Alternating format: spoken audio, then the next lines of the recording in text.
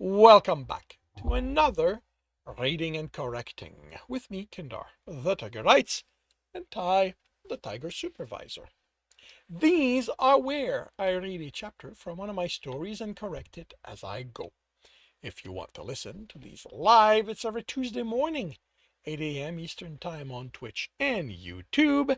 And if you want to support me, that is on my Patreon. Today, we are doing Chapter 60 of The Captain's Heart. Jeremy paused on stepping into the engineering office on seeing the sandy blonde-furred Kelsirian angrily keying something.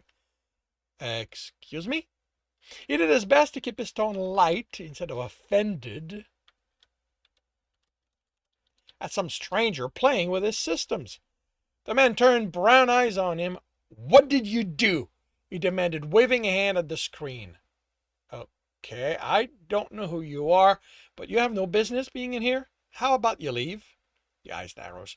"Not only do you come here uninvited and do gods know what to my reactor, but you don't even have the decency to learn to speak our language?" I've learned Kelsirian," Jeremy snapped. "I just can't speak it." He pulled his tablet as the Kelsirian slammed his hand on the board. "Technician Turexel Minial, come get this Earther before I throw him down the stairs." "Hey, don't use that tone with him. I don't care if you're the mighty engineer. How about you show some respect to those who work under you?" He looked at his tablet and realized he'd wiped the explanation of who he was. Who he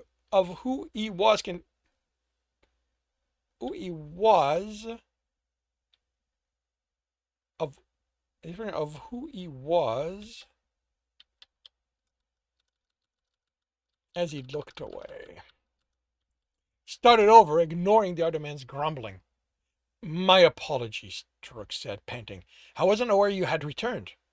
"Oh?" the man said, offended, glaring at Jeremy. "When did it become required for the engineer to let his technicians know of his movement? It isn't, you aren't. How about you tell him he could do with some personality adjustment?" "Jeremy, it might be best if you come with me." Turok motioned to the door. "And make sure he knows that if he sets foot in my engineering, I don't care who his heart is, I'm going to throw him into a cell." "Turek, tell that insufferable, angry little furball that I have had, that I have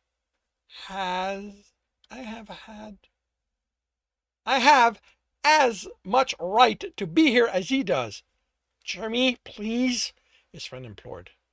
He couldn't believe the misery on his face. His ears were folded back in a way that looked painful. Where was the hunter who threatened to throw him over his shoulder, or who defied Gralgiran to come along his rescue? "You don't have to take this from him, Turek. You aren't a slave to be ordered about." That did nothing to alleviate the misery. Jeremy glared at the sandy-furred man. "Don't think this is the end, buddy." He stepped outside, and Turek followed him, professing apologies to the man inside until the door closed. Then interposed himself as Jeremy headed for one of the consoles. "You have to leave," his friend whispers. "I don't..." "Please, Jeremy, go home. The engineer is serious. If you defy him, he will have you arrested." "If that's why is that why a lot of you are so scared of him? Threat of jail time?" "No, he doesn't." Jeremy glared. "He's the engineer. So am I." Turek shook his head. There is only one engineer on the ship. Please go home. Once he is calm,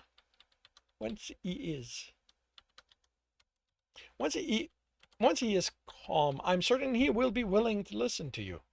Jeremy started. "He isn't going to like what I have to tell him anymore by then." Thurk winced. Jeremy forced his breathing to slow. "This way he lords over you. It's not right." "He's the engineer," Turk said, as if that excused the actions, which only infuriated Jeremy. The man was in the window, looking down at them, sneering as far as Jeremy could make out. He gave the man the finger and stormed out. Oh, the entitled asshole he'd had to deal with in his career. This one took the cake. Let him calm down all he wanted. Jeremy was going to tear him a new one and explain how to run engineering. Keeping everyone terrified was not how things were done. His mood hadn't changed by the time he reached his quarters, and the first thing he did was aim to print himself a scotch, only to be reminded they didn't have that here. He'd tried the alcohols, and they weren't bad, but nearly everything was in the range of wines. The only hard liquor he'd found tasted like motor oil to him. Fuck, he needed a drink. His tablet buzzed. One of my contacts responded to my request and sent me this. Let me know if it meets your expectations. Meets if it meets with your expectations. Quartermaster Xenial Air Tahalan. The file was attached, and he sent it to the printer. The smell was heavenly, the taste bitter and sour and hot. He sighed, some of his anger melting away as the coffee warmed his stomach. He sat and nursed it. It wasn't Scotch, but it was a substitute. But as a substitute, it would do. He'd have to ask the quartermaster to get him the file for it. He was on his second one when Gralgiran entered. Jer, are you okay? Did the high and mighty engineer complain about me? Gralgiran winced. Turek Salminial let me know you met Alex and that it didn't go well. He snorted. That's an understatement. Are you okay? I'm better now. I'm better now that I have had coffee. So it's Alex? Yes, he's a friend of mine. So me bitching about what an asshole he is isn't going to go over well? His heart sat opposite him.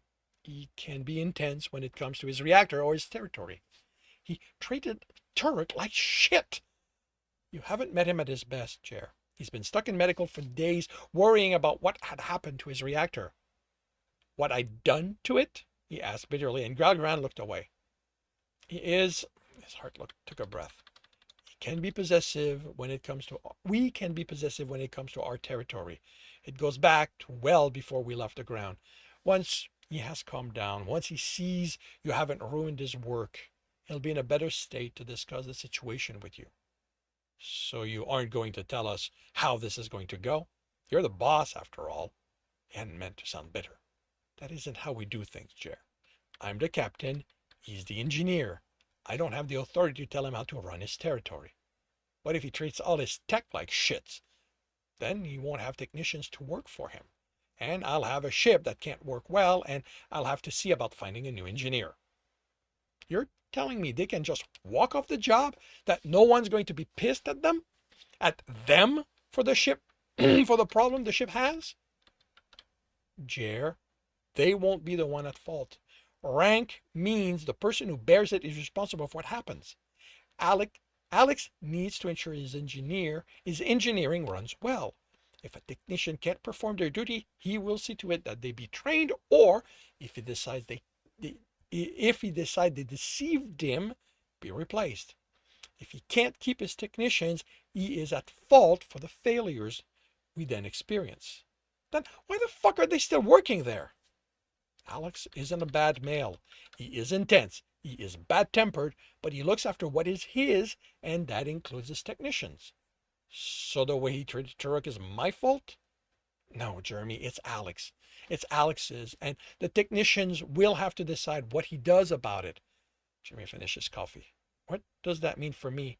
If I'm not going to be an engineer, what am I supposed to do? Take care of this place? He motioned to their quarters. In regards to engineering, that will be for you and Alex to resolve. If you can't agree, there are other things you can do. I'm an engineer, Gral. It's what I spent my life working towards. I'm not giving that up. I can't force Alex's decision. I'm not asking you to, he snapped. Fuck. Look, once he's calmed down, I'll speak to him. I'll speak with him. Well, type, I guess, but I'm warning you, I'm not taking any of his bullshit. I'm entitled to respect, as is he. Jeremy sighed. I guess I haven't sounded particularly respectful. Gralgiran squeezed his leg. Respect is difficult when emotion runs high. I will speak with him. Thanks. You probably need to return to the bridge. I can stay if you need a comfort. Jeremy shook his head. I'm going for a walk.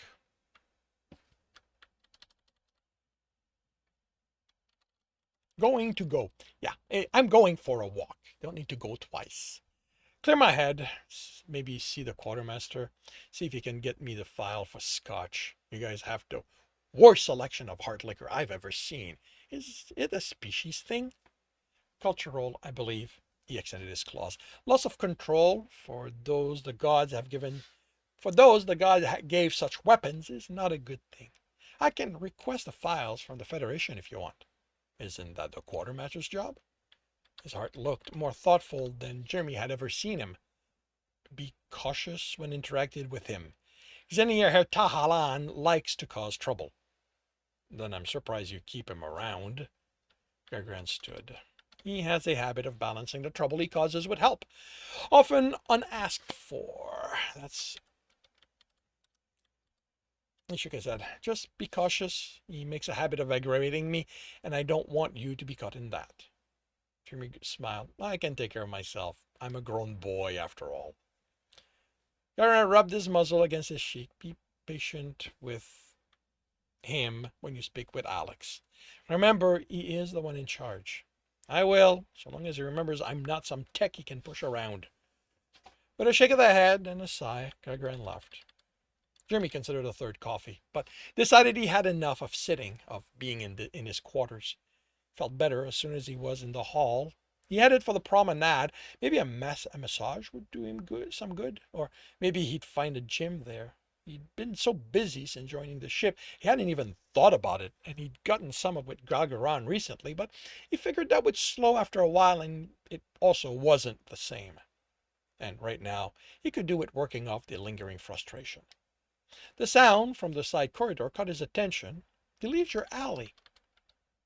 And it and the others, like it were called, Turka told him. The banner with the flower on it identified them, and they could be found throughout the living decks as well as on the others, although not as many. He hadn't gone in one before because Thurk had described them as places to find pleasure and joy. That and the banner for their god of sex had set expectations, and he hadn't been ready to test them. It couldn't be exclusively about sex. The voices were too loud, too much like people talking to be just that. Although the idea he might see sex was, he did his best not to think about it. The alley didn't have anything directly in it. It was slightly narrower than the hallway, and you could see another hall at the end. They could be used to cut through between quarters on the living deck. Many of the routes his tablet had suggested when he'd worked out how to go from his quarter to engineering had been through a few of them as a way to reach the lifts quicker. Openings in the walls led mostly to rooms with tables. Some were terminals, and one had a game still running. Something with an animal that looked a lot like a Kelsirian in a forest. Others had groups playing games with stones or cards or other items Jeremy couldn't find human equivalent.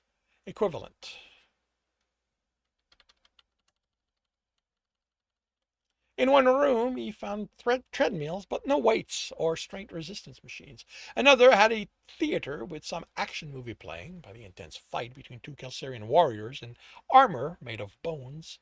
Between the openings, benches lined the wall, deep as all Kelsirian seating was, and he got confirmation sex did take place by the scream of pleasure, which turned into grunting by the time he was close enough to see the lovers, and to see enough to know one was a woman. He hurried to look away, but couldn't keep glancing as he continued at them. Couldn't help glancing as he continued at them and at the others walking along. They didn't exactly ignore the lovers, but they also weren't staring. A glance, accompanied by a smile or a nod, seemed to be the most acknowledgement they got. Not that they cared or noticed. They were really going at it. He looked at an empty bench and found himself wondering what it might be like to have sex there with others walking by, watching him and Gralgiran. In spite of his erection, he decided he wasn't ready for that. Probably never would be. But once he was in the other hallway, he was wondering about what the limits were for these alleys. He had Gralgiran's name up when he realized he was working, then Turrek's, and now was not the time to disturb him, not with the engineer watching, which left him with no one to call. Actually, finding Queric was simpler than he expected. The search system asked for the entirety of the name, which Jeremy didn't remember, but he could also search by title or rank, and there was only one ambassador on the ship. Jeremy, the multi-furred man, greeted him with a smile. It is good to see you. I hope I'm not disturbing you. He leaned against the wall to put himself out of the flow of movement. Not at all. The nice thing about being an ambassador on the ship of his people is that few of them require his assistance. What can I do for you? Can we meet up? I have, he glanced at the alley's mouth, questions, and everyone else I know is working. Of course. Where shall we meet? Jeremy chuckled. How about you set that, and then tell me how to get there? I'm not exactly familiar with the ship at this point. The restaurant Kurik had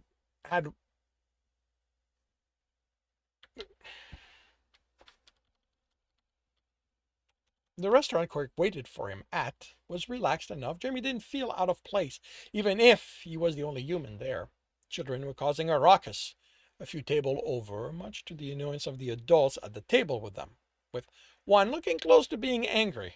The servers ignored the kids with a professional indifference that impressed him. And what answers do you seek? The man asked after a server brought them the drinks they'd ordered.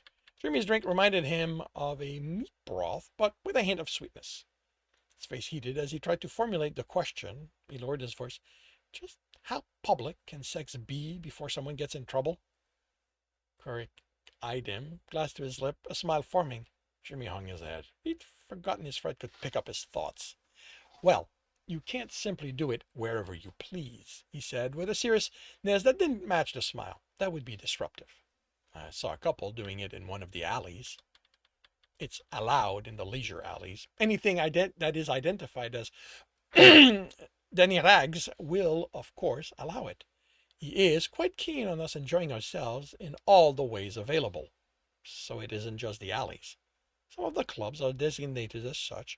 Other locations can mark themselves as leisure area temporarily, but they will advertise ahead of time. The point is to avoid disruptions while seeking pleasure. The server delivering their meal distracted Jeremy from the images of him and Gralgiran that had caused. Do you know where the gyms are? I couldn't find any on my way, and searching for exercise places only brought up the alleys and training halls. I'm looking to get in shape, not train anything. This might be a situation of language confusion. The training halls are where we stay in shape. I can show you after we're done here. The training hall was not what Jeremy had expected after Quirk reassured him he'd be able to exercise. The large room with the men and women fighting was more in line with his initial vision for it. A few of them greeted Quirk by name. I too stay in shape, his friend said, even if not to the degree of others.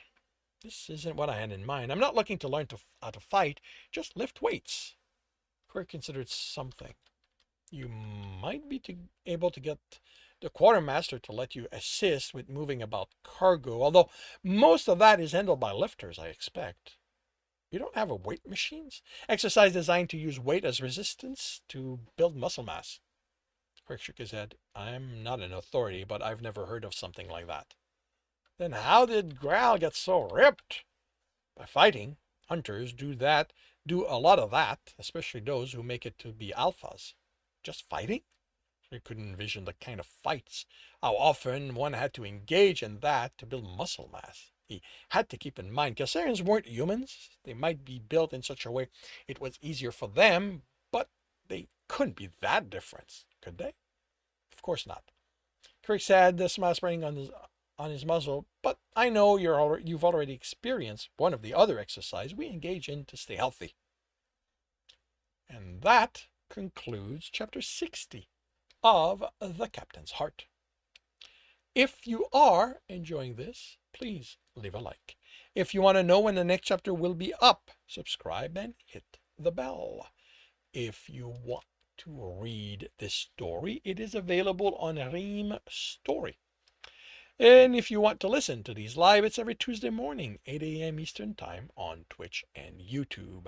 Links are in the notes. And with that, I shall wish you a good day.